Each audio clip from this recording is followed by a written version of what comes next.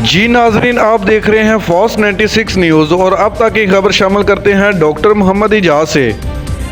जी नाजरीन, करतारपुर गुरुद्वारा आए 2000 से ज़्यादा सिख यात्री वापस चले गए।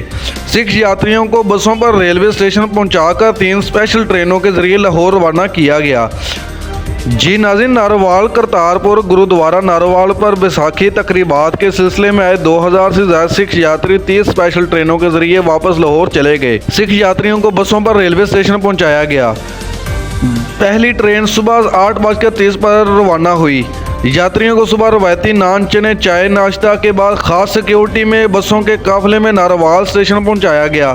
खसूसी रंगीन लिबास पहने करपान लगाए यात्रियों ने मीडिया से बात करते हुए पाकिस्तानियों की मेज़बानी को सराहा। रहायश और सफरी सहूलत की तारीफ भी की। खतून वज़ीर आला की भी तारीफ की। अलबत्ता अपनी खतून वज़ीर आज़म इंदिरा गांधी के लिए इनके जज्बात खैर सगाली के लिए नहीं थे।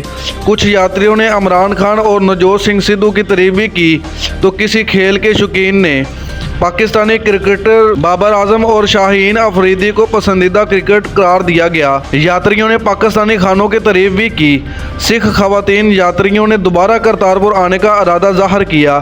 सिख यात्रियों ने भारतीय हुकूमत से मुतालबा किया है कि जिस तरह हमें यहाँ आने दिया जाता है इसी तरह पाकिस्तानी ज़ायरीन के लिए वीज़े शरायत नरम करके निज़ामुद्दीन औलिया सरकार के मज़ार पर आने की इजाज़त दी जाए। दोनों तरफ की हुकूमतें ज़ायरीन के लिए खसूसी वीज़े जारी करेंगी। दरी असना सिख यात्रियों को DPO Narowal Naveed Malik, DSP headquarter Malik Khalil व दीगर अफसरान ने रुखसत किया। इस मौके पर जगह जगह पुलिस की भारी नफरी तैनात की गई थी।